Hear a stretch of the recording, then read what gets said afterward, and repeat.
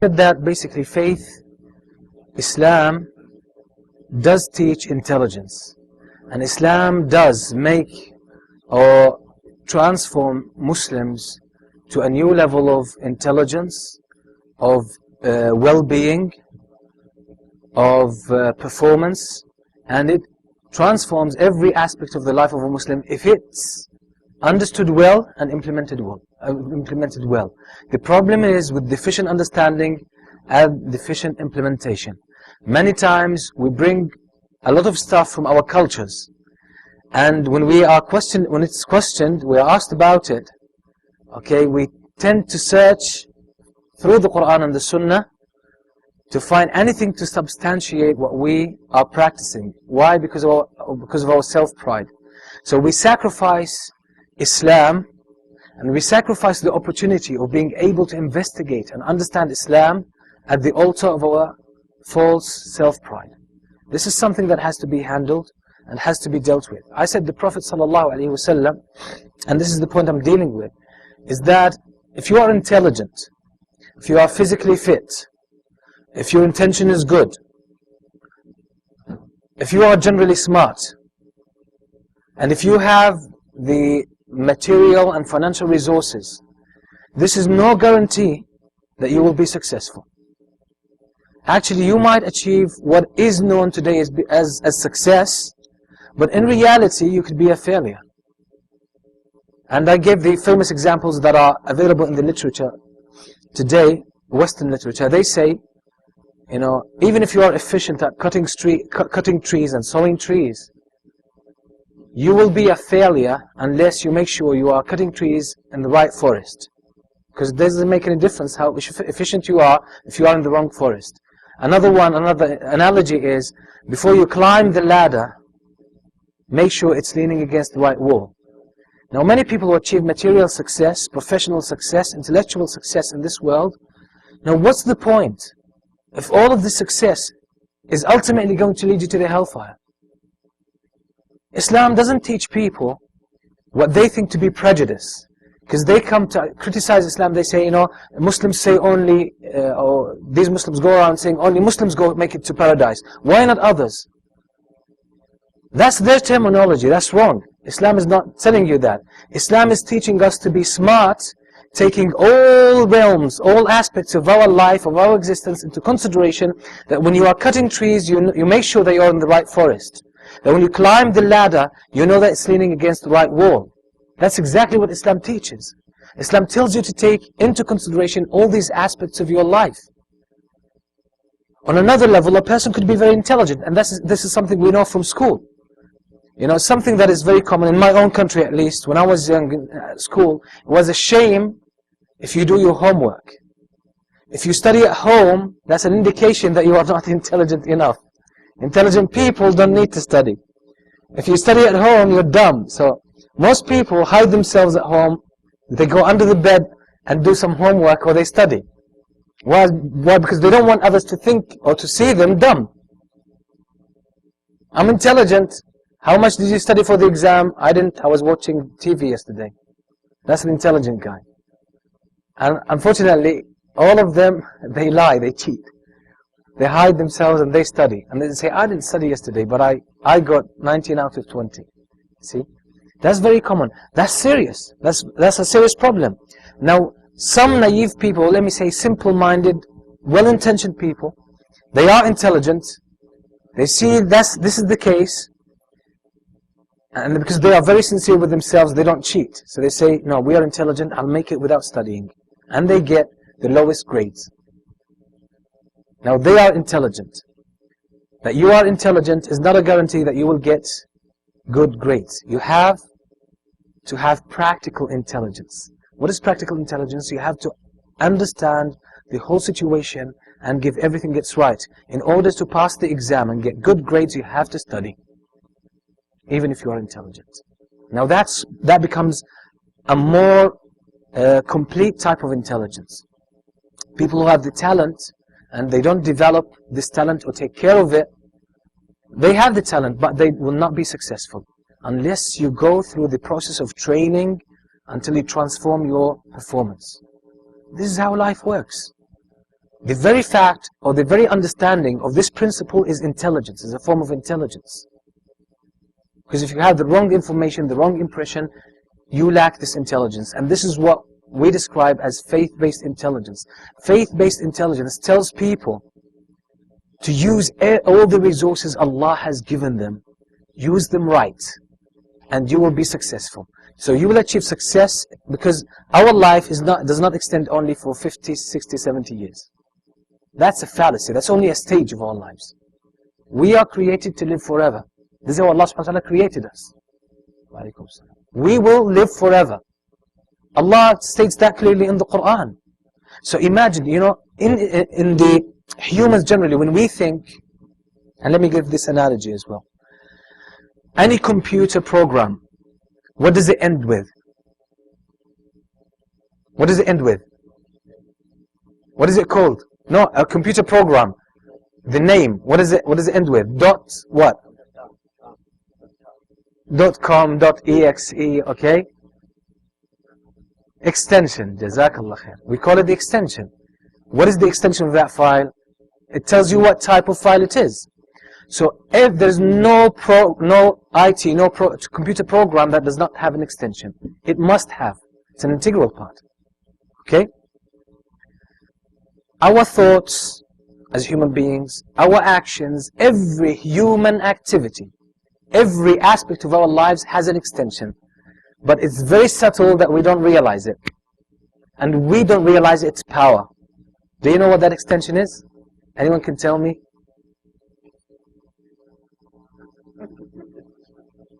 Anyone can tell me? Huh? No. Every thought that goes through your mind, every action you do, every word you say, anything, any human activity, okay? It has an extension. And this... No, I don't mean that extension, it complements. What I mean, it's an extension, it's an integral part. And if you change it, the whole action changes.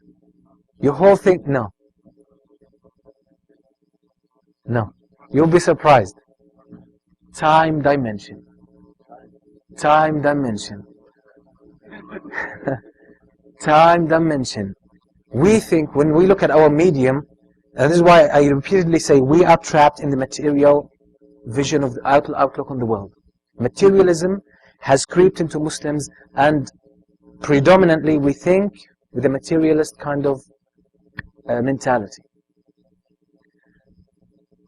Materialism, the physical world, is one dimension of our existence. Another dimension is time. There is a dimension of time. And each one of us, with any action you do, any thought goes through your mind, it has an element of time in it. Change the element of time, change the time dimension of that thought, of that action, it changes totally. I'll give you an example. And I want you to do this kind of mental rehearsal, please. You don't want to, you don't have to, but you will miss the benefit. If you feel more comfortable, close your eyes. If you don't feel comfortable, keep them open. I want you to think of a time in your life, a stage in your life, when you were in real trouble, in distress. And you were wishing that this moment would be over. 1 second seemed like an hour. And you were waiting for time. You were in total distress, and you just couldn't wait for the time that this whole thing is over. You wish it was a dream and you would just wake up and get rid of it. Think about that. I'll give you the time, a few seconds. If you feel more comfortable, more focused, close your eyes. When you close your eyes, you will benefit more. But it's up to you. Think about it, go into deep thought, and I want you to call back again the same feelings you had. Live that moment again. Live it again, as if you were really in distress. Feel all the pain, all the contractness in your chest. You couldn't breathe, you felt it was difficult, the whole world was on your shoulders, and your patience ran out. Think about this moment, and keep yourself there. Now I want you to see, you know what happens at that moment? We tend to have a blockade that blocks our past and blocks our future. So our time horizon contracts, and it seems that our whole life disappeared and we only live in this moment. So we get trapped, the two blockades. This is why we can't breathe, we feel cornered. and we feel troubled, we can't even think. Now what you can do, as you do with Google Earth, imagine your life as a very long highway, like 500, 600 kilometers. And you're just looking at yourself in that spot, as one spot on the highway. You were in distress, and there is a blockade before you and after you, and you cannot escape from that. And this is where the stress comes from. Now I want you to zoom out, just as you do with Google Earth. Zoom out, zoom out. Try to recall the feelings, then zoom out, zoom out. Look at your life, that you have a long past before, and you have a long future, and death is not the end. There's a hereafter, and there is so many wonderful things in paradise that Allah has prepared. So your life is much vast, or much longer than what you thought about. Now the moment you manage to mentally zoom out of that spot, and look at your life as a long line that extends even to the hereafter, extends forever, that moment, the stress is gone. You see it, you have already distanced yourself from that. Do you know why? Because you've changed the time extension. You've changed the time extension. Straight away your whole thought changes. What is the difference between people who are generous and people who are miserly? Mainly, a great deal is time. It is the time extension, the time component in their thoughts. Why do the believers, the Muslims, sacrifice a lot of the things that they have for the sake of Allah subhanahu wa ta'ala, although they could get so much immediate benefit? Why? The time horizon is much wider. The wider your time horizon, the more wise you become. The more you'll be able to put everything in its right place, give it its true weight. And you will be able to break from the stress. Every time you fall in hardship, try this mental exercise. Try it. Try it. And this is why Allah subhanahu wa ta'ala, and this joins what I said 2 days ago, Allah subhanahu wa ta'ala talks about as-sabirin, the ones when they are hit by fear, loss of wealth, loss of health, and loss of souls, and they're hit by tragedy. They are the ones who say, they are the sabirin, the patient ones. They say, Inna lillah wa inna ilayhi raji'un. We still have a long journey to Allah, we shall return to Him. Our life is much longer than that. Straight away they break from that blockade. So they're no longer captive. So they can, straight away develop the patience. Allah says about these, أُولَٰئِكَ عَلَيْهِمْ صَلَوَاتٌ مِّن رَبِّهِمْ وَرَحْمَةٌ. Upon those there will be forgiveness and mercy from Allah subhanahu wa ta'ala. وَأُولَٰئِكَ هُمُ الْمُهْتَدُونَ. Those are the guided. Why? Because they see the bigger picture. They're guided. So they do not get consumed by any calamity when it hits them. They can break from that. So you see, when Allah subhanahu wa ta'ala teaches us to believe in Him, and this is something we talked about when it came to identity, we talked about one aspect of it. Now, what can we classify this? Belief in the hereafter. Belief in al-akhirah. You see how it helps you even today? It helps us today. Many people think, as atheists, they say, you believe in it because it's convenient. It's not. It's practical. And it's true. It's practical and true.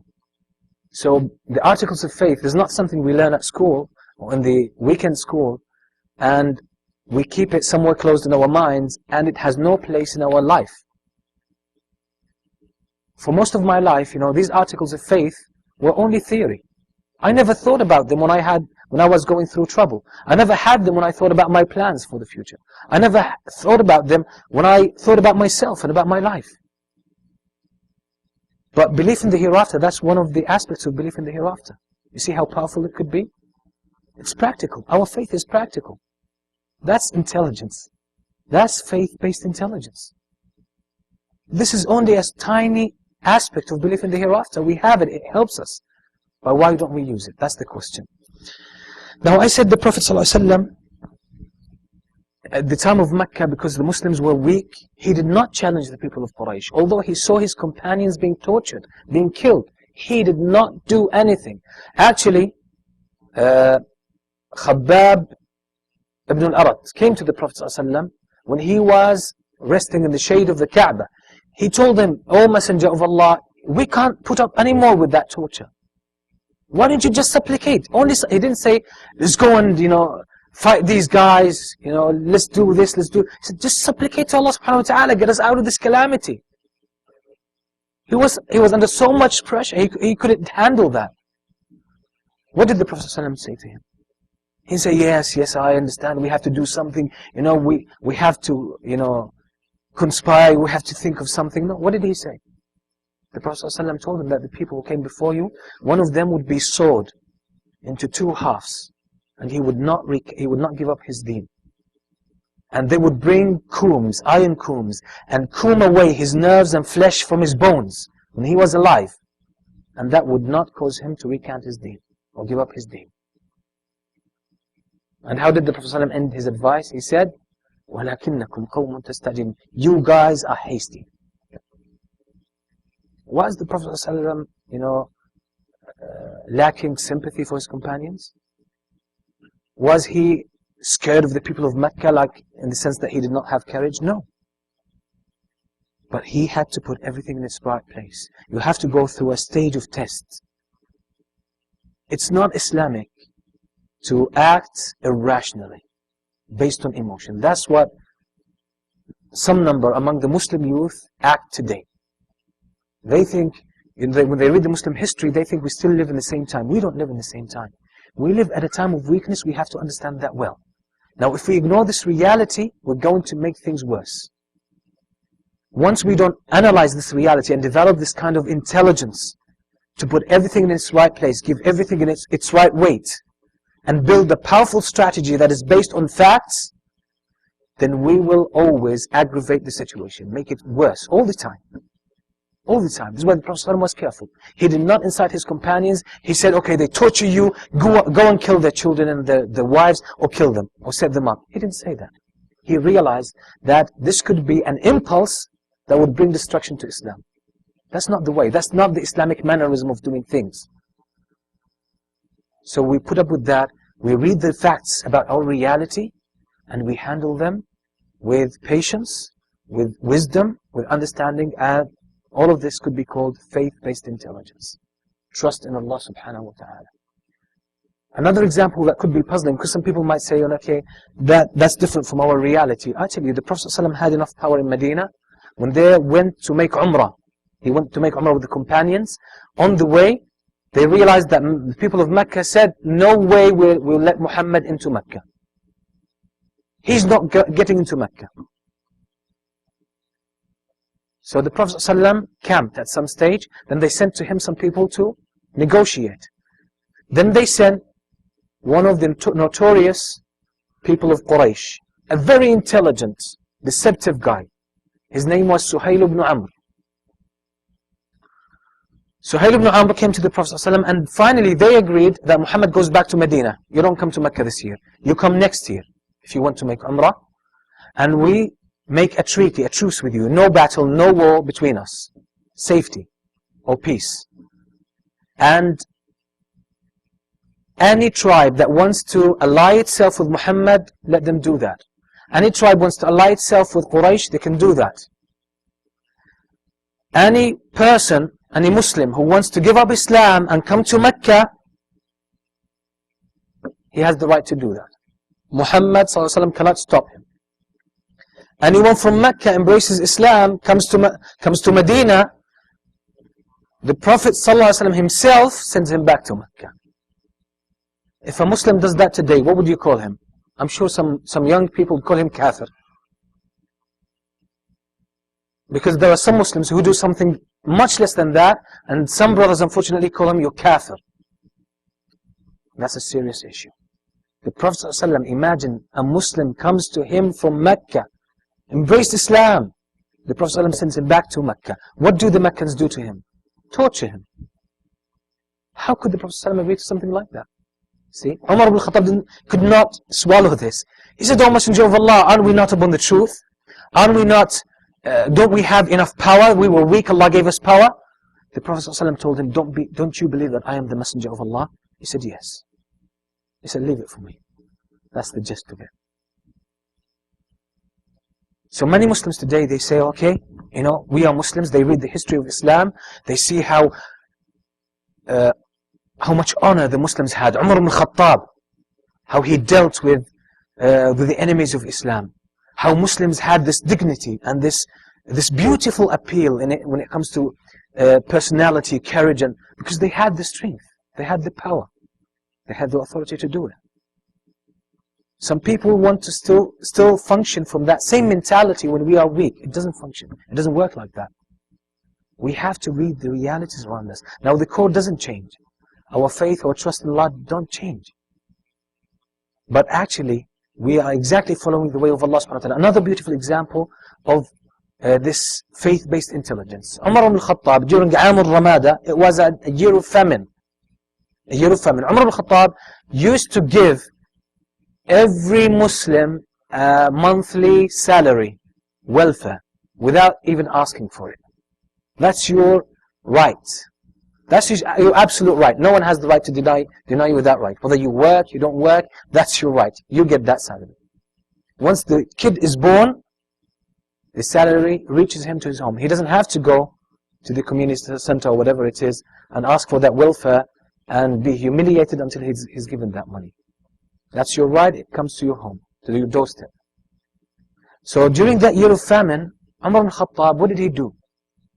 He issued a ruling that any thief who is caught stealing food or any of the life necessities, if all the conditions are there, then the Islamic punishment will not be, prescribed punishment will not be applied on him. Did Umar ibn Khattab contradict Islam? Did he change the deen of the Prophet ﷺ? No, I tell you, Umar at that very instance, he implemented real Islam. How is that? That's faith-based intelligence. Because this kind of punishment was prescribed when people are given no excuse to steal.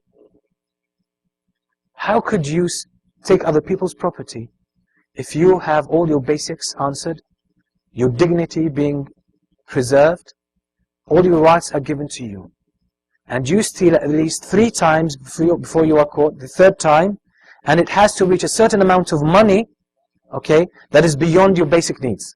That's just much more than your basic needs. Only with these conditions there, the punishment is applied on you. If you do that, and you get that kind of welfare or that kind of monthly salary, then you have a mental illness. You are a serious threat to the community, to the society, and you need to be treated. So Umar ibn Khattab realized, under the conditions, under the circumstances of this famine, this wisdom will not be achieved by applying the Islamic punishment. So he applied the spirit of the Islamic law. Obviously, don't think that you can do that. No one can do it, except for the well-versed scholars after they consult with each other. And they realize for fact that this actually brings about the objectives of Sharia, which are the goals for which Allah subhanahu wa ta'ala sent His Sharia for us to achieve, which are known as maqasid al-Sharia, the objectives or the main goals, the ultimate goals of Islamic law. That's intelligence. If someone does that in an identical, totally identical situation, some young Muslims would tell him, "You've changed the deen of Allah." Why? Because they don't understand. They don't have this intelligence. They don't have this intelligence. Now, I mentioned I referred to some of the guys in the UK who go and walk around saying that, okay, we want to establish Sharia here in this country. This is what they say. They say as well that we will raise the flag of La ilaha illallah Muhammad Rasulullah on Buckingham Palace. We would kill the Queen. We would do this. We would do. It's so provocative, that anyone who hears that, any British patriot, British human being, would automatically develop hatred to what these people stand for. Sometimes you feel it's deliberate, the way it's been done. And the problem is that they say to these people, they say to the British public, they say, we want to establish Sharia. And they say, we will cut the hands of the thieves. And we will chop off the heads of so and so and things like that.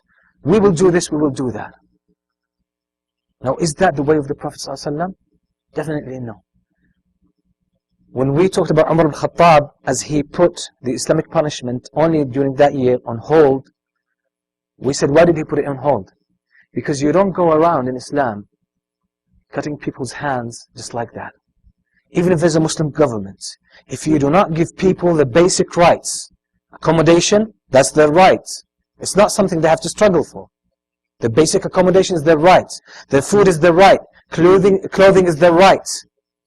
All the basic needs are answered. The dignity is preserved. Only then you can say, I can apply Islamic law here. Islamic punishment. If you don't give them their rights, you have no right to execute these punishments on them. So this is why we say, when people ask you, do you have these punishments in Islam? You have to correct the question. You know, there is a human tendency. And this is why, there's another reason why we think differently.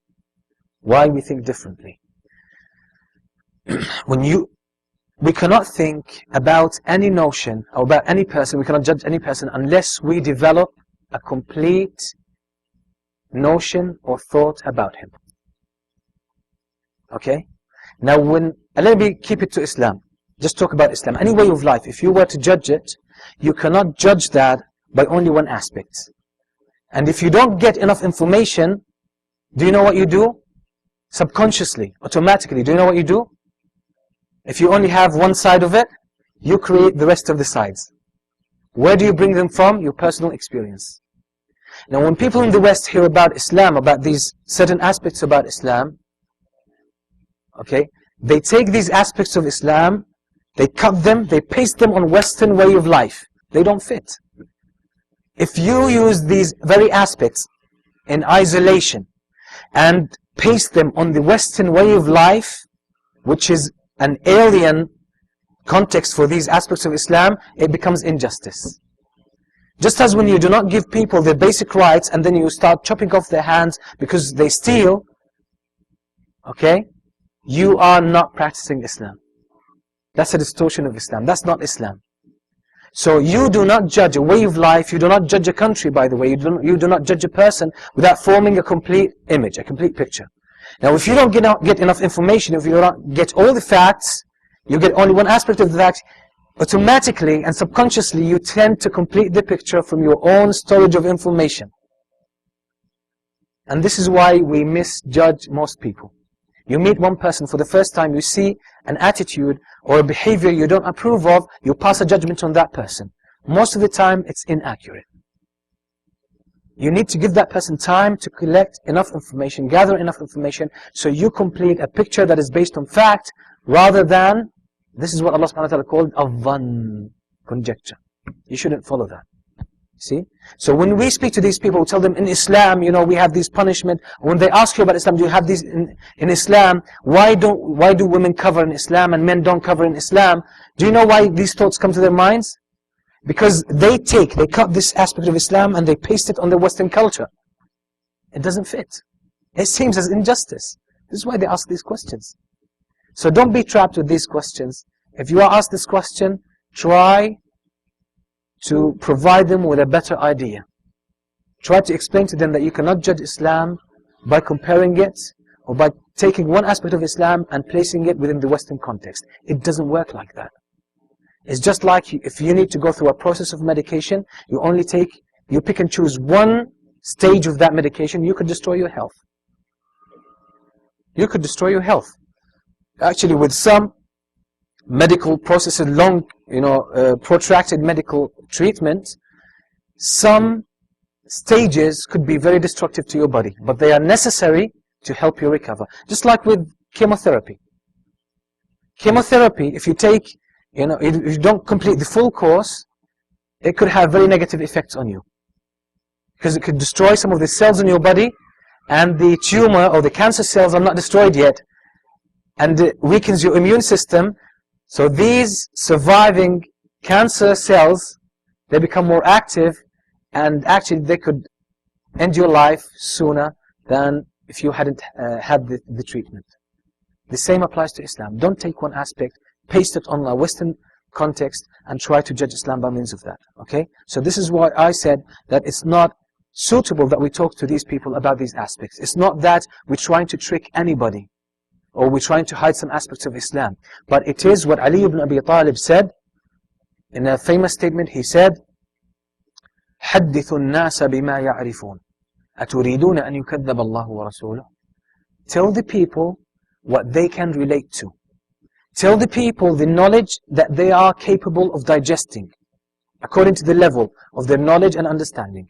Because if you don't do that, they would disbelieve in Allah and His Messenger. Abdullah bin Mas'ud said, ما أنت بمحدث قوما حديثا لا تبلغه عقولهم إلا كان فتنة لبعضهم.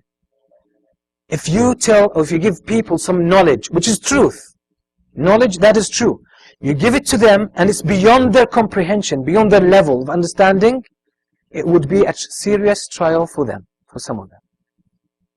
This is why one day Sufyan al-Thawri was teaching some of his students and he said something. Someone was informed. He wasn't a student of knowledge. Once he heard about this answer, he came to Sufyan al-Thawri. He said, did you say such and such? He said, no. Obviously, why did he lie? Obviously, he has weighed up his options. He said, no. He said, but they told me you said that. He said, no. Then the guy left.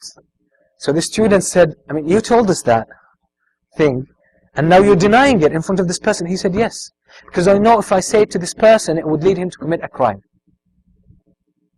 It's knowledge beyond his comprehension. It could lead him to kufr.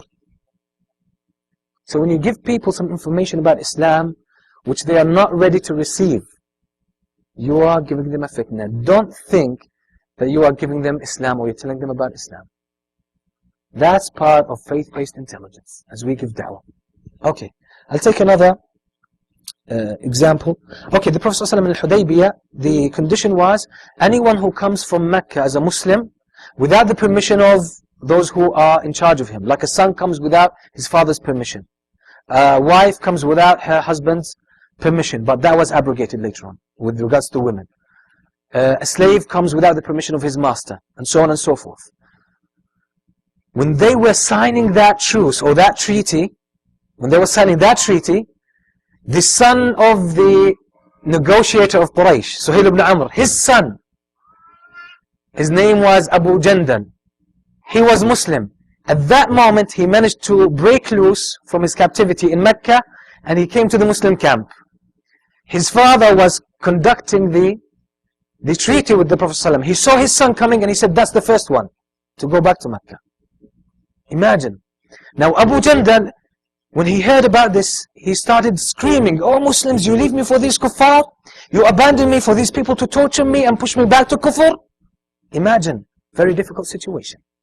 Now some du'a, some people of knowledge, when they advise the youth, when they teach them how to handle the time in which we live, they say, they accuse them of cowardness.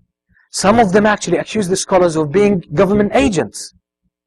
And why do they do that? Because of their short-sightedness. If they were living at the time of the Prophet ﷺ, I wonder what would they accuse the Prophet ﷺ of. At that statement, someone coming from Mecca, he's a Muslim, they've tortured him. He managed to break loose. And now you're sending him back? And he's screaming, he's asking you for help. And you're sending him back? The Prophet ﷺ said, Allah will help him. Go back. Give him to his father. And guess what his father, do you know what his father did? He started smacking him and punching him in the face and dragging him on the sand in front of the Prophet ﷺ. What did the Prophet ﷺ do? Nothing. Many people would interpret this wrongly, that the Prophet ﷺ, that's a sign of weakness. That's not. That's not. If we are short-sighted, we'll call it weakness. But in reality, it will turn out to be one of the most intelligent moves, political moves, the Prophet ﷺ ever did in his life. You see? So many times we are trapped within the same situation, and here our time horizon comes into play as well. Extend your time horizon.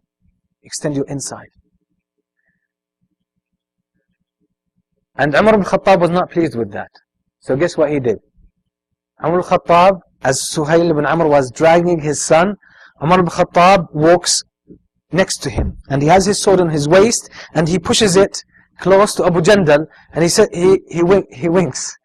He tells him, actually he's insinuating, because he doesn't want to break the treaty, that you take the sword and kill your dad, get rid of that. But do you know what the son said? At that very stressful moment, he said, no, I hope Allah will bring my father to Islam. And later on his father became Muslim by him. You see? That's intelligence.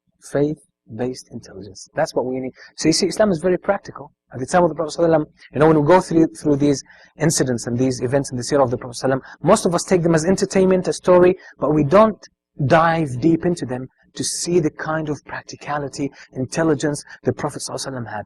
And then, only then, if we understand that, we can take that benefit and use it in our lives. But most of the time, you have this gap.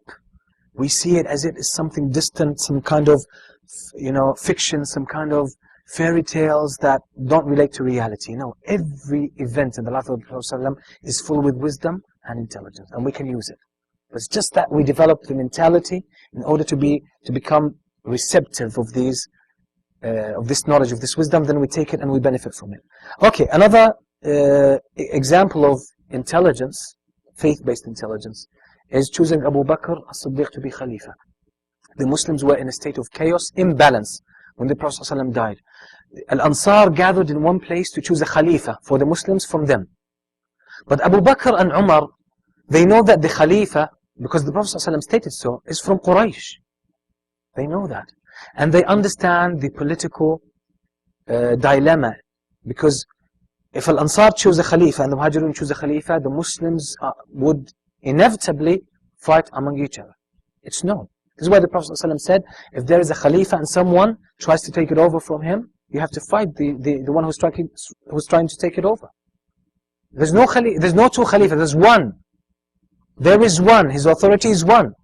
Otherwise, Muslim would kill each other. What did Umar al-Khattab do? Generally, it would be that at least the Muslims should, consult with each other and have some kind of dialogue until they arrive at a conclusion. Umar al-Khattab, at that moment, Abu Bakr and Umar al-Khattab, they marched to where the Ansar were gathering. And they were about to choose the Khalifa. It was a matter of seconds, by the way. Once they arrived, Umar al-Khattab wanted to speak, but Abu Bakr spoke. Abu Bakr didn't want the Khilafah. He wanted Umar al-Khattab or Abu Ubaidah. The three of them came. Abu Bakr spoke, and the Ansar were a bit, baffled. Because it seems that they heard some hadith they didn't know before. Umar al-Khattab realized it was the chance. It was the chance. Now Al-Ansar are receptive. They're skeptical about having a Khalifa from themselves after they heard the hadith. And Abu Bakr is there. He's the best of the companions of the Prophet ﷺ. And I believe Umar al-Khattab knew that it was Abu Bakr that was going to be the Khalifa, because there are clear indications from the statements of the Prophets. It was a matter of a few seconds. Umar al-Khattab extended his hand to Abu Bakr. He could read the situation very well. It wasn't the ideal way to choose the Khalifa. But what were his choices? He held the hand of Abu Khalifa and he said, I give you the bay'ah, you are the Khalifa. Spontaneously, everyone else gave Abu Bakr the bay'ah. And it was over. And he saved the Muslims from a big fight that would have caused bloodshed. That's intelligence. It's not the ideal way to choose the Khalifa. It's not the ideal way. But you see how it goes? What builds that type of intelligence? You might say some people are smart. Yes, some people are smart. But do you know Islam can build that in you? This is something I explained 2 days ago in the first session. Our mental process, our logical thinking is selective.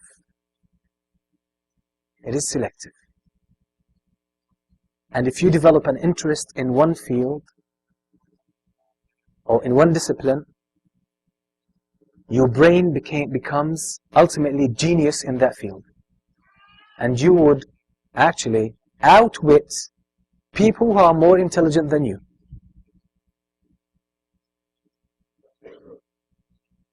That's a reality. This is how we function. Our attention is selective. Our thought process is selective. Our behavior is selective. We choose it. But if we don't understand these inner dynamics, we think that we just behave by accident or for some mysterious reason. No. Each action you do, you can trace it back to its origin.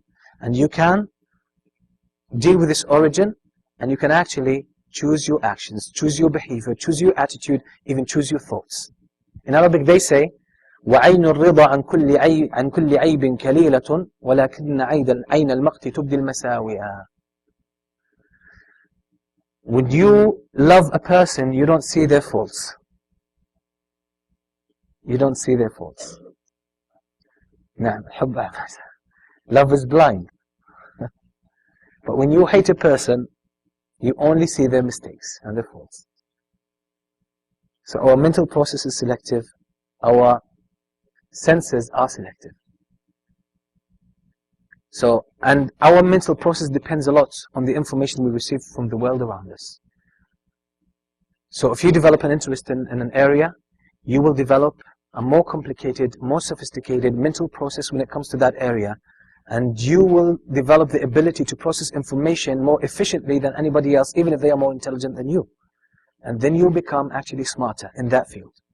Imagine, and this requires some knowledge about the identity which I spoke about yesterday.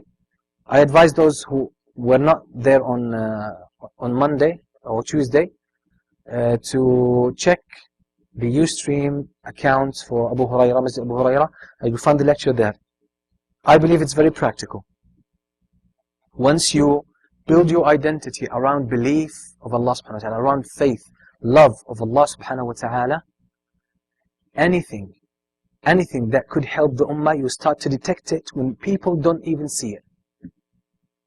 You will recognize it when people don't even know that it exists.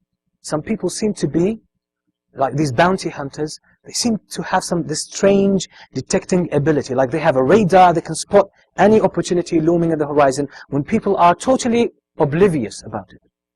Why is this? The basis for that is interest. If they develop an interest in a certain area, you can detect things people don't see in that area. Okay? With faith, it's the same.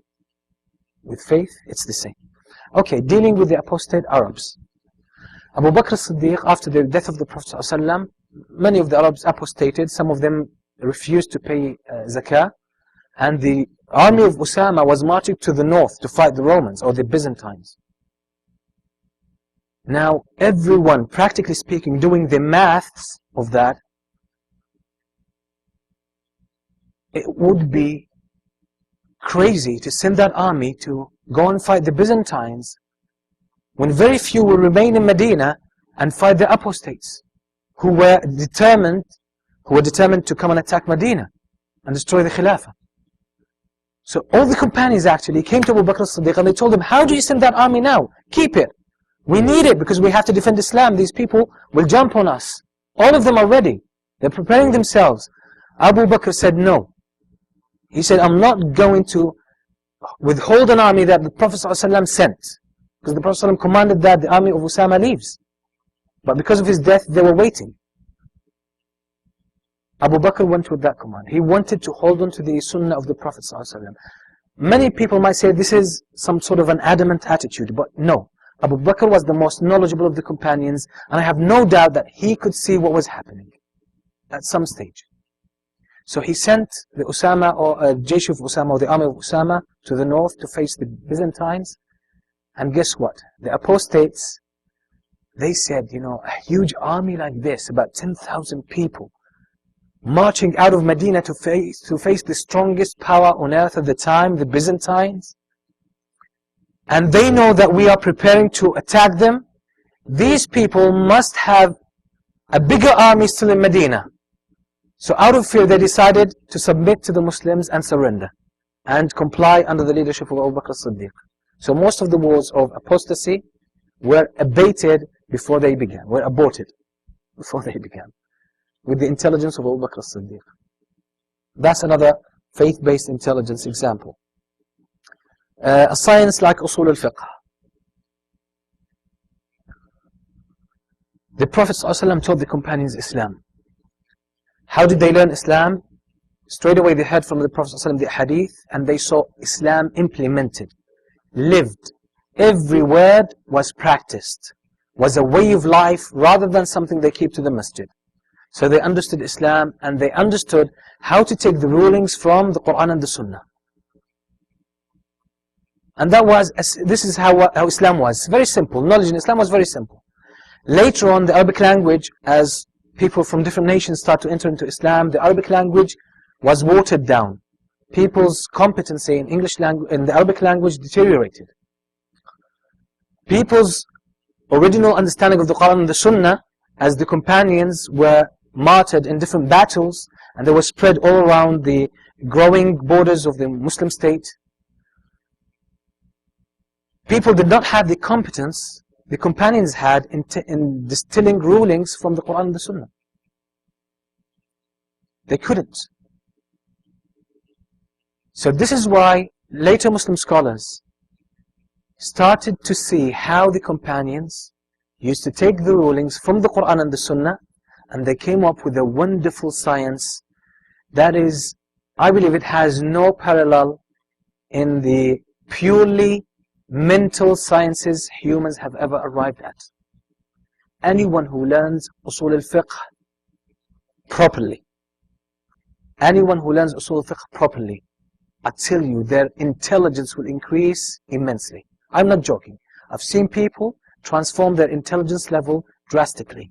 It's a powerful tool of organizing your thoughts, how to process information in a meticulously organized way.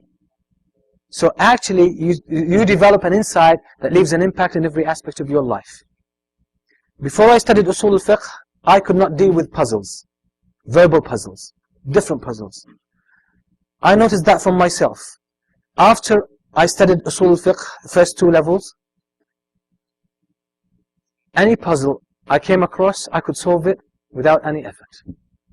And people would just be amazed. How do you do that? It's very simple. Usul al-Fiqh organizes your thoughts in a powerful way. It is so beautiful. It is better than the sciences, or the philosophy of the Western philosophers. Far greater than that. Far more beautiful. It's better than the semantics. That is a linguistic discipline. And actually, contemporary semantics, even the English language, there are many aspects of it that trace the roots back to Usul al-Fiqh. That was created by Muslims. How did they come up with something like that? That's intelligence. How was it inspired? It's something that I talked about 2 days ago when I mentioned the issue of identity and how we form our identity. So please go back to that video. Identity affects or impacts every aspect in your life positively. It transforms your mental process, it transforms your emotional life, it transforms your behavior and even your performance, your physical performance. And the ayah which I started with today in Surah Al-Anfal is a clear testimony to that. Okay, Umar's decision about Umar Ramada, Ibn Taymiyyah's life. Ibn Taymiyyah's life. Ibn Taymiyyah is an amazing person, and I always like to revisit the life of Ibn Taymiyyah. Because he's a very interesting person, and the beauty of the life of Ibn Taymiyyah, that the language of his time, we still have good access to it. We still can understand it. Unlike the life of some of the early, or most of the early Muslim scholars, we need to develop competence in Arabic, strong competence in Arabic, and not only Arabic as a language, but cultural Arabic that was present at that time, to be able to get the personal touch of anything they said. Get the full package of the language, rather than the basic meaning. Ibn Taymiyyah, about his beauty, he mastered the Islamic science fully. When he was at the age of 18, he excelled, and he actually was better than his own teachers at the age of 18. The Mufti, who is the official Mufti, at that time would come and attend the classes of Ibn Taymiyyah. The Mufti was about in his 50s or 60s. Ibn Taymiyyah was 18 years old. He started 17. He would come and attend to benefit. Different Muslim groups would come and argue and debate with Ibn Taymiyyah about the most sophisticated and detailed aspects of their version of Islam. And guess what? These are the most, the experts in these groups, in their own group, in their own belief, in their own aqidah. And guess what? Every time any of them came and debated with Ibn Taymiyyah, he said that I learned from Ibn Taymiyyah about my madhab things I've never come across. How did he master the sciences of Ahl Sunnah? And he mastered the sciences of each of the groups in Islam, which were, plentiful at his time, especially at his time. He knew all the ins and outs of the madhab of each group, each one. So the experts of any madhab would come and debate with him and end up learning from him about their own madhab. And he studied philosophy, Greek philosophy, Roman philosophy. And he refuted that. And there are plenty of PhD theses that have been done in Western universities in philosophy about the supremacy of Ibn Taymiyyah's philosophy over that of Aristotle, Socrates, and Plato and all those. How did he do that? Yet he was so brave that I mentioned his stories as well.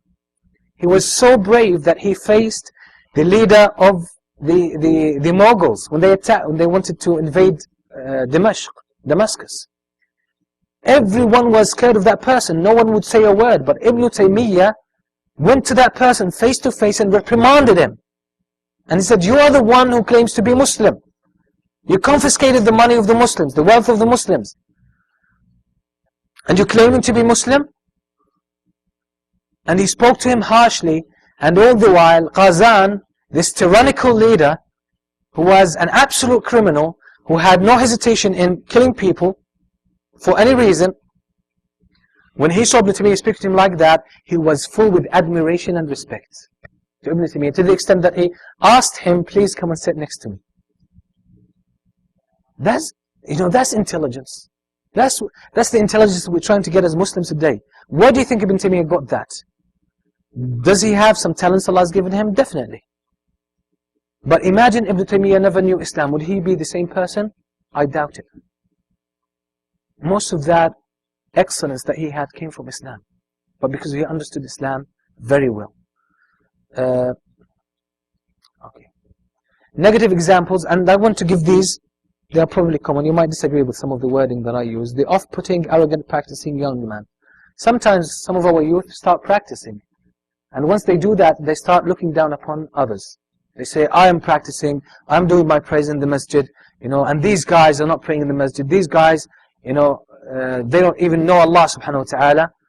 And they might not say it, but inside he says, I'm better than these people. Now there are these people who feel that way. If not fully, to a certain extent, that's the case with some people. That shouldn't be the case. When you see others who don't worship Allah subhanahu wa ta'ala as much as you do, first of all, thank Allah that He guided you. And be sure that it's not your own merit that caused you to be guided.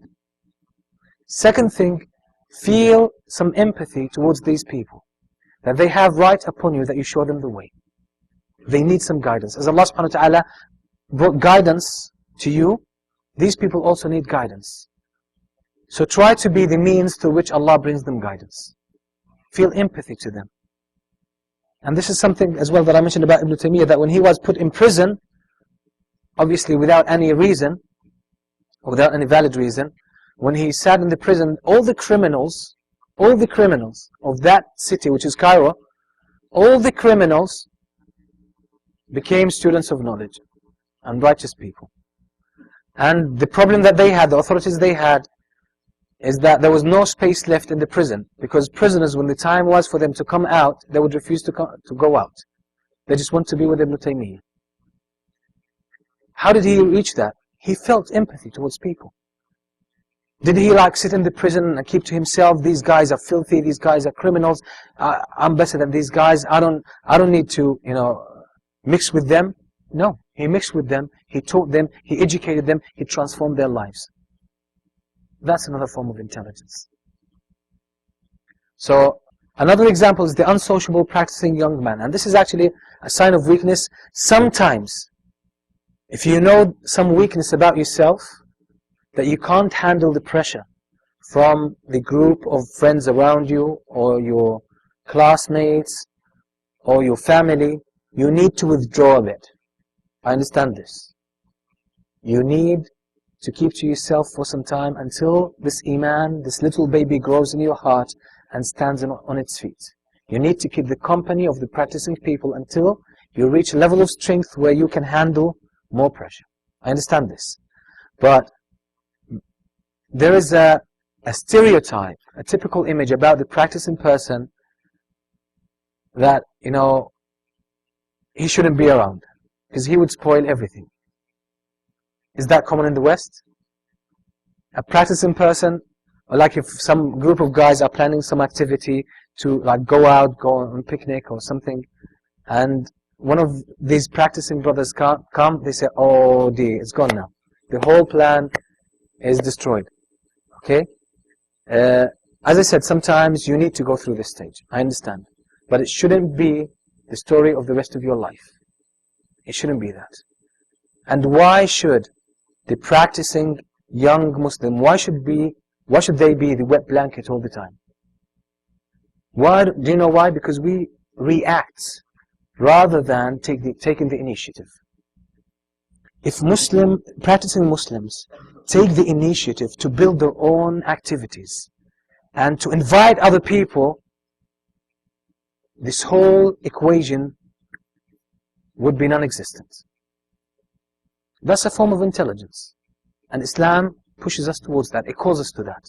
That we take the initiative instead of just being reactive, okay, see what's around me and have to hang around with these guys that you don't like, that you don't fit in with, and they look down upon you, they make fun of you, and they don't actually enjoy your company.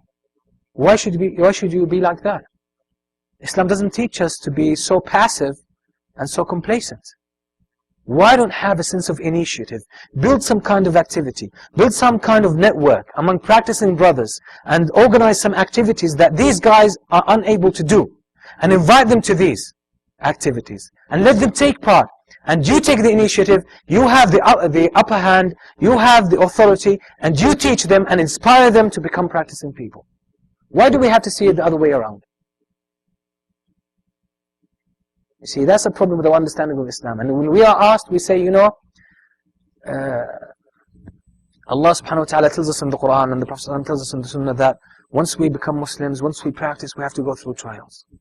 That's true. But it doesn't mean that you throw yourselves in trouble. It doesn't mean that you have to be passive.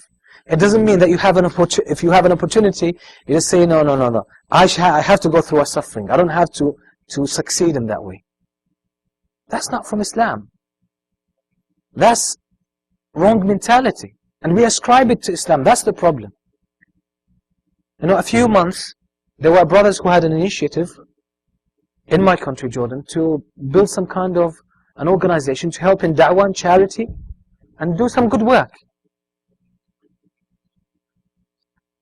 And every time they approached someone for funding or for support, do you know what they told them? They told them the Prophet ﷺ for 13 years he suffered and he never made any organization. You know, you have to go through the suffering. So basically the message was, don't do any organization, don't do any work, just do the passive thing you usually do, and somehow in a magical way things will change. And they think that's Islam. Honestly, people think that this is Islam. They believe that this is how things have to go. This is how things have to be. When you tell them, but you know, non-Muslims, unfortunately sometimes enemies of Islam, they put so much resources, so much funding, so much effort, so much organization, so much thought, planning, strategy, in order to cause damage to Muslims and to Islam. They say, yeah, the dunya is for them, but we have the akhirah. And that's the wrong statement to use on this, especially at this time. You know, with any statement to be true, or for any statement, or any statement you make, try to have two conditions in it. Allah subhanahu wa ta'ala says in the Quran, وَتَمَّتْ كَلِمَةُ رَبِّكَ صِدْقًا وَعَدْلًا. And the word of your Lord has been perfected in truth and appropriateness. So you have to say, أن تقول عدلا, أن تقول صدقا وتعمل عدلا. You have to speak the truth and act appropriately. Like I ask you, how do you feel today? And you say, it's 5 o'clock. You told the truth. but you didn't do adl. You didn't act appropriately. You didn't give the right answer. The same thing applies. When these people say, for them is the dunya and we have the akhirah, so we have to be poor, we have to be weak, we have to be subjugated, we have to be disorganized, and we have to lack every form of success. Why? Because the akhirah is ours. The akhirah, inshallah, is ours if we are truly Muslims, if we hold on to Islam, if we strive. But it doesn't mean that this statement applies in this sense. No. So this is lack of this kind of intelligence that we have to deal with.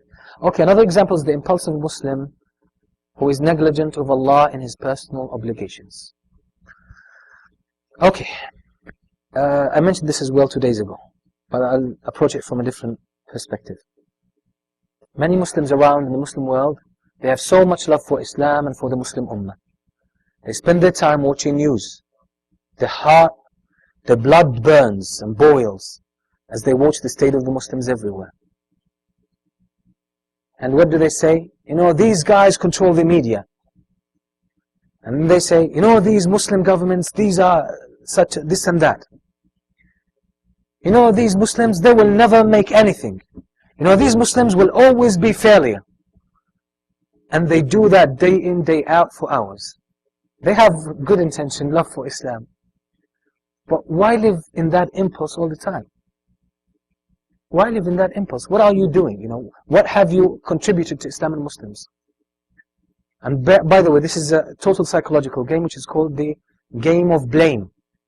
Blame is a very disastrous kind of attitude. If you develop it, you can never develop yourself. Because you can always find excuses and cast the blame on somebody else. So you always feel as you've done perfect job, while you have actually done nothing. So this kind of Muslim lacks the intelligence, lacks the proper intelligence. They think, okay, yeah, it's good that to keep blaming other people, blaming other Muslims. Yes, even if they are blameworthy. So what? And as I said in English, instead of cursing the dark, why don't you light a candle? The pessimistic Muslim complaining about everything, that's for obviously, like in my country, especially like with driving, with wherever you go, like you have some paperwork to do, whatever you want to do, obviously you find obstacles. And you find people always complaining, you stupid Arabs, you backward Arabs, you will always be like that. I mean, what's the point? What's the point? You complain about everything. Even when things are good for them, they still find something to complain about. It's become their way of life. Okay, Muslims fighting against each other. Just let me talk about the Prophet ﷺ. Imagine the Messenger ﷺ at the time of Mecca when his companions were persecuted. What did the Prophet ﷺ tell them when they came and complained? Do you want to change the hat? Okay. Okay, let me take, as the brother inshallah changes the CD, let me take any feedback, anything you'd like to contribute. So it's not a passive kind of listening to the lecture. Let's try to make it active.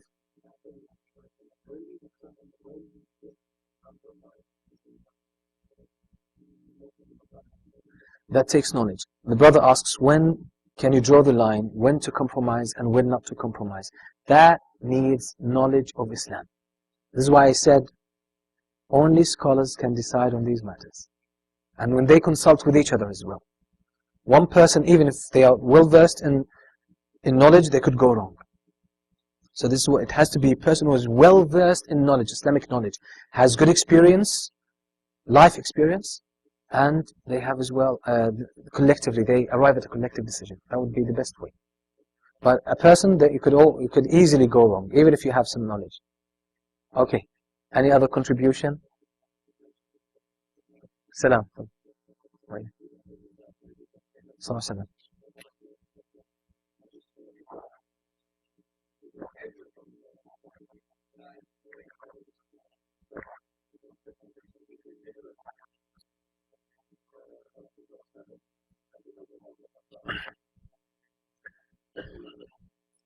The answer is on a different level. The brother is asking, the Prophet ﷺ took all the precautions when he made hijrah, and he planned it very well. But Umar ibn Khattab obviously did not. Jazakallah. The narration that Umar ibn Khattab stood in the middle of Mecca and he said, anyone who wants his mother to lose him, then follow me. Okay, that's not right. Actually, Umar ibn Khattab, he made hijrah with 2 other people. One of them could not make it. I can't remember his name. The second one is Yahya ibn Ayyash. He went with him and until they reached Medina. Then Yahya ibn Ayyash, 2 of his brothers, came and convinced him to come back to Mecca for some reason about his mother. So Umar ibn Khattab actually, in secret, he agreed with these people at Fajr time.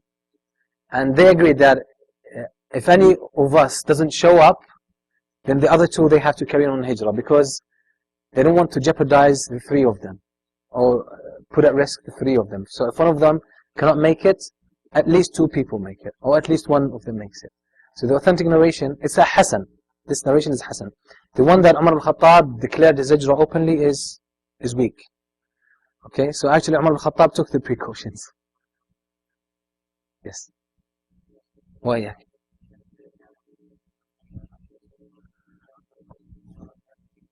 Okay.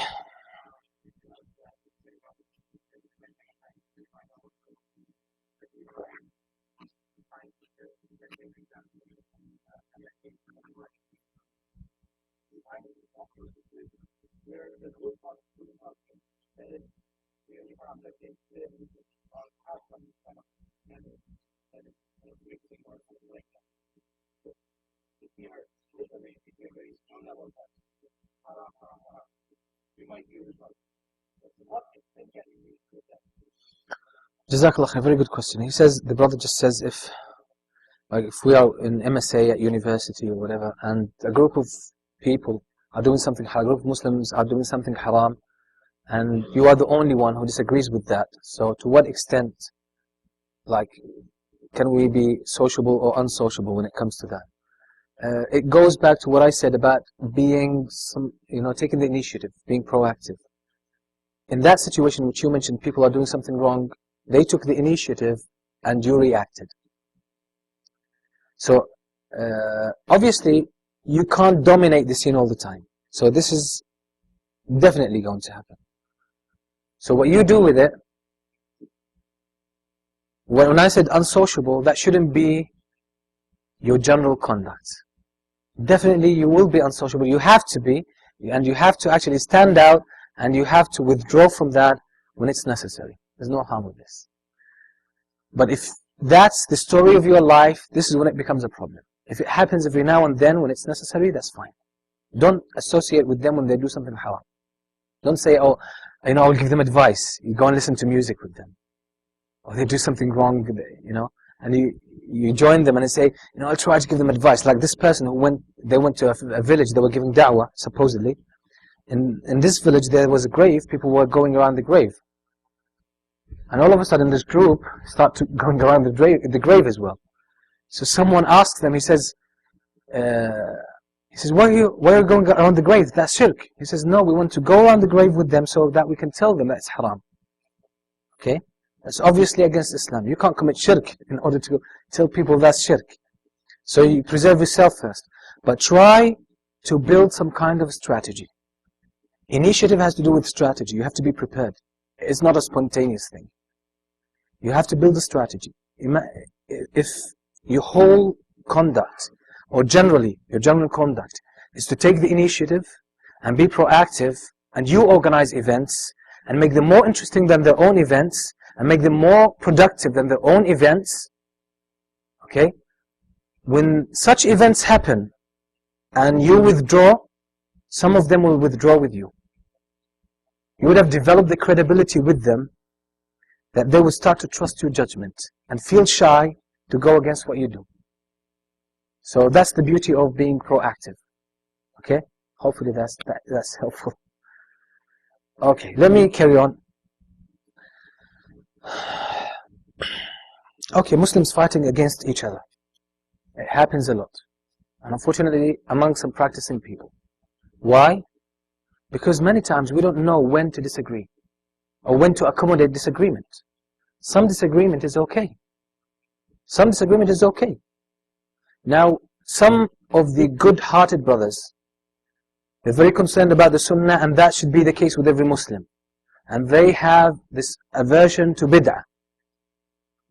But sometimes they think these rules of dealing with the people of Ahlul Bid'ah applies to every situation, no matter. No.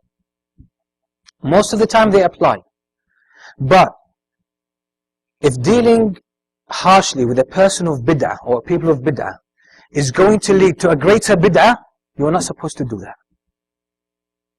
So this is why sometimes, especially people who don't understand the Arabic language well, they read that when the scholars, the early scholars, when they saw a person of bid'ah, which is true statement and the correct course of action, when they heard a person of bid'ah, like Imam Malik, someone came to him and asked him about Allah subhanahu wa ta'ala rose above the throne. How did he rise above the throne? He said, Al-istiwa'u ma'loom. The fact that Allah rose above the throne is known, is a fact. Wal-kayfu majhool. The how of it is not known to us. We have no access to this knowledge. وَالْإِيمَانُ بِهِ wajib. Believing in that is an obligation, because it's in the Quran. And asking how is a bid'ah. You are a mubtadi'. Take him out of the masjid. They took him out of the masjid. Now a brother somewhere in any city, okay, I don't want to mention cities, because I don't want some people to get offended. Obviously, no, I don't intend Canada, but I'm talking about another country. Someone in this country, in a certain country, he's sitting in the masjid and he's speaking. Someone asks him a question. It's an innocent question. It hits some kind of a mental association in his mind that has to do with one of the opinions of Ahlul Bid'ah. He looks at this brother and he says, you are mubtadi', take him out of the masjid. Who gave you that right? You see, who gave you that right? You drew parallels between totally different situations. Do you know what the reason why? Imam Malik had authority by the Amir, by the leader of the Muslims. He had some kind of official authority. Who did he say to take that person out of the masjid? There were policemen who worked for the government. They were the ones who took him out. Now, this person misunderstood. He did not understand or read the whole situation. He thinks that's how you deal with the people of bid'ah wherever you are. So he says to that, anyone asks him, and that person, it seems that, because obviously Imam Malik had a sense of intuition. He had firasa. He knew. He could tell what is the intention behind this question. But who told you have this kind of skill? So straight away you acted, or you had a judgmental attitude towards that person, and you told the brothers, get him out of the masjid. The brothers tried to get him out of the masjid, they punch each other, a fight breaks out in the masjid, and it becomes total chaos. I'm telling you, Allah is not pleased with such an act. And this person, if you tell him, why did you do something like that? He says, it's the deen of Allah. I have to protect it. That's lack of intelligence. That's not the way of the Prophet ﷺ. Some of the students of knowledge, unfortunately some people who are strong in knowledge, today they have no business but to pick on other scholars. This person is a mubtada'. So-and-so, don't speak to him. Because the guy saw him with so-and-so, who was a person of bid'ah. Wallahi, some people, and if you listen to them, try to imagine, could the Prophet ﷺ have spoken in such a manner? Impossible. Impossible. The amount of envy, the amount of hatred, the amount of insensitivity is just beyond description. And it shows that there are personal issues behind this. There's personal politics. And then when you ask them, they say, that's manhaj Ahl Sunnah. We defend Islam against the people of bid'ah. Yes, we defend Islam against the people of bid'ah, definitely. But you have to understand what bid'ah means, who's the real mubtadi', and how to handle that in different situations. Okay, so these are very important issues. And a great deal of splitting and fights against Muslims should have been avoided right from the beginning. But it's people taking positions that are far beyond the level of their knowledge, taking authority far beyond their level of understanding of Islam. And then, once you start to critique them, even with respect, they label you as mubtadi'. Because they have come to some sort of strange, fancy conclusion that I am Islam, I am pure Islam, anything attacks me, attacks Islam. That's the real psychological problem behind some of these guys, some of their problems. Okay. Muslim communities who don't contribute to society. A Muslim says, I live, I just save myself. I save myself and I mind my own business. I don't need these guys who come to the masjid, these guys who do work for the masjid. They have their own issues, they have their own politics. If he hears one word from a person, he feels offended, and I'm not going to give anything to this masjid. I'm not going to give anything to this community. People don't actually deserve it. People don't appreciate it. Why should I do it in the first place? That's lack of intelligence. That's lack of intelligence. And obviously it goes back to what we explained in detail concerning identity. If you develop the ideal Muslim identity, these things can never ever affect your self-esteem, and your identity is preserved. So you develop this personal strength that no one can throw you out of balance, no matter what they say to you, what they do to you. So we need to develop this type of intelligence, inshallah. So no matter what happens, we contribute to the society and to the community. Muslims feeling ashamed of Islam and ashamed of their fellow Muslims. And that's one of the manifestations of this. Muslims changing or tampering with their names. Muhammad becomes Mo. I don't know, you know the rest of it. I'm not familiar with them. But generally speaking, why do you feel shy about Islam? Why do you feel shy about Muslims? You don't have, people who do this, they don't have understanding of Islam. They don't have a level of insight to realize that we have a treasure that these people need. Why not share it with them? Why not first understand it, then you will be able to share it with them.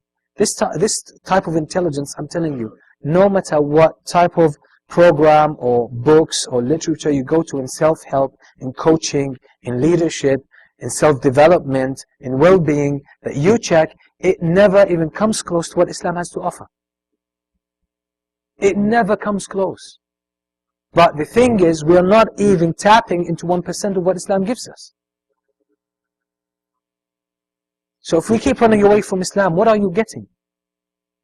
You're sacrificing, you're doing away generously, you're giving out something that's more precious than anything you think you might attain or you might get by dissociating yourself from Islam or Muslims. Okay, Muslims who can work but prefer to live on welfare. That's a serious problem. People depend on sadaqah, or they depend on the government benefit or welfare, and they can work. They can work. Unfortunately, in the UK, Muslims are notorious for that. Honestly. And that's a serious problem. That is a serious problem. Once, especially if some people want to get some labor, some laborers to do some work for them, or even some like plumbers, some carpenters, any kind of profession. Once they go to the market, if they see a Muslim, they don't choose him. They don't choose Muslims. Because they know they would do a patchy job, they would not keep the same quotes they give them, and ultimately there will be just a whole series of problems popping up every now and then. So just headache. So they prefer to pay extra money to other people who they feel will do the job right. And I ask the Muslims of the UK to forgive me, that's not all the Muslims. There are some bright examples, mashallah. There are some brilliant examples. But unfortunately, that's a big problem in the UK. Many Muslims can work, but like if you check the files of they call it benefit there, the government benefit, if you check it, you can recognize most of the names. Muhammad, Ahmad, Saeed, Abid, Zahid, same names. Most of them, these names. And most of these brothers can work. Why do this? And they say, I'm doing that, no one knows about it, I'm minding my own business. I have my reasons, I don't want to work because that affects my deen. And, it's not exactly the ideal situation for a Muslim. And they have, they can come up with different excuses. But they don't realize the gloomy image they're growing collectively for the Muslim community. And now, no wonder now, when the media really pushes ahead the image that Muslims are terrorists, every Muslim is a potential terrorist, and that Muslims are not contributing to society, Muslims are taking your money, and so on and so forth. Now when the hijab ban is offered for people to vote on, people have no problem voting against the hijab. Because these Muslims have been taking our money and not even contributing to society. They can work, but they live on welfare. You see? Then we complain about the media. Well, we have paved the way for the media to do that. And actually this could lead us, I'm not sure if I put that here. Yeah, Muslim communities who do not contribute to society. I skipped that point. Huh? Okay, okay. Just let me take the top. Muslim communities who don't contribute to society. Now, most of the time, we say we want to provide some service for the community, which is a valid aspiration. But why do we always forget about the society? We say, we should, care for our Muslim brothers. They have priority, which is right. But why have shorter insight? On the long run, the more you contribute to the society, it will pay off to the Muslim community as a whole. Muslims are seen, and I'm talking from my experience in different countries, I'm not sure about Canada, but Muslim communities are seen to be selfish. Selfish. These Muslims take government funding, they use our taxes money, and they only provide services for Muslims. They say, we want Muslim schools, we want Muslim services, Muslim youth center, Muslim recreation center. We want these, want that. What have you given to society using our tax money? What have you given to society? And take into consideration the nature of the countries in which you live here. You have to take that into consideration because it could make all the difference. This is the language these people understand. Now, if they in the future, if they work towards, and they know how to build a strategy, they're very intelligent. They know how to build a strategy. If they want to build a strategy to ban the niqab, or tomorrow ban the hijab, then you start to complain about that.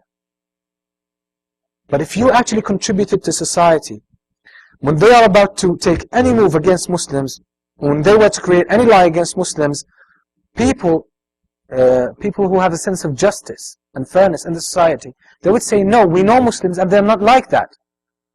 We know that Muslims are not like that. We've seen them. People, if they see on the streets a reality, they would not believe its opposite if it's presented in the media. So these are things we have to think about. Many times we're just short-sighted to say, we have to contribute only to our community. Only the Muslims deserve. These people don't deserve. Who told you that? Who told you that? You take from this community, give back into this community. And it will pay off for Muslims. And for everybody. Okay, drug dealing and addiction. Obviously, I don't think we need to talk about this. People who lose, especially, it's a great sign, a very clear sign about people losing their identity. Why would a person go that way, destroy their life, the life of their family, and destroy every positive value or notion in their lives? Go into drugs and all that stuff. And unfortunately, some Muslims are drug dealers. It's a passive thing to be a drug addict, because you can easily fall into addiction. But it takes a lot of initiative to become a drug dealer. Isn't that true? You become a drug dealer, you go through dangers, you go through death experiences. You are a target. 24/7 you have to be on guard. You have to be careful. At any stage you could be shot and dead. You could be taken to prison. You could be caught. So it takes a lot of initiative, a lot of courage to become a drug dealer. We don't develop the initiative to become good Muslims, but it's easy to develop it to become drug dealers. Okay, Muslims feeling ashamed. Okay, fine. We've dealt with this. The architecture of faith-based intelligence. Okay.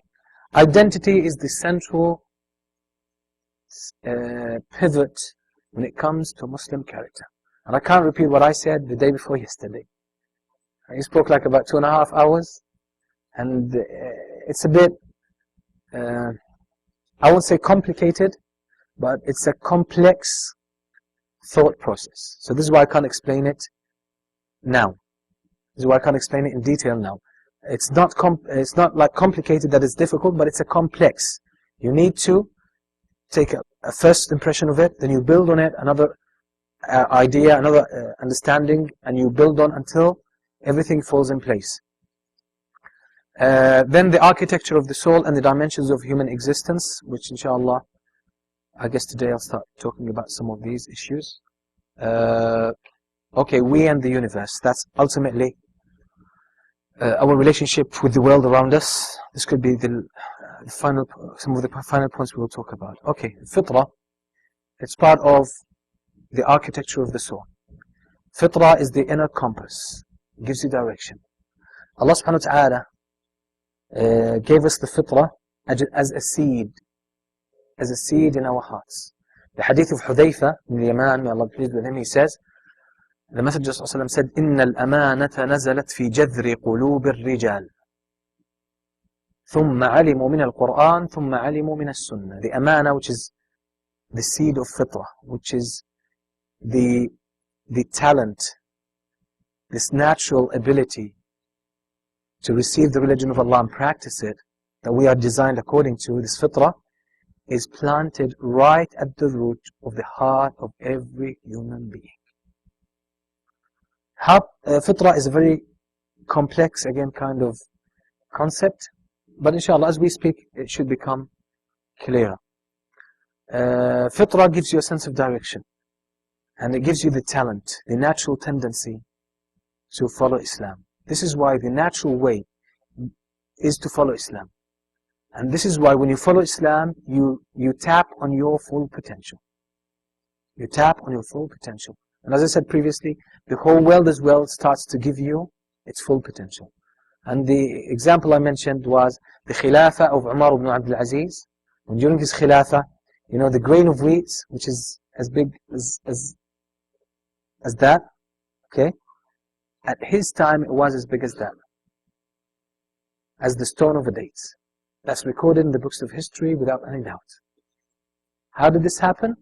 It happens when we reach our full potential by worshipping Allah subhanahu wa ta'ala, by fulfilling what we were created for, by fulfilling or actually practicing the very design that we are created for. We reach our full potential. The whole world, okay, we actually unify, or we get in a state of unity with the momentum that is running through the whole world. Okay, I'll give you like 5 minutes to freshen up a bit. Okay, then we'll come after, inshallah, 6 minutes. So 5 to 9, inshallah, we'll start again, and we'll try to finish some of these concepts. Okay, Jazakumullah khair for your patience. So 5 minutes.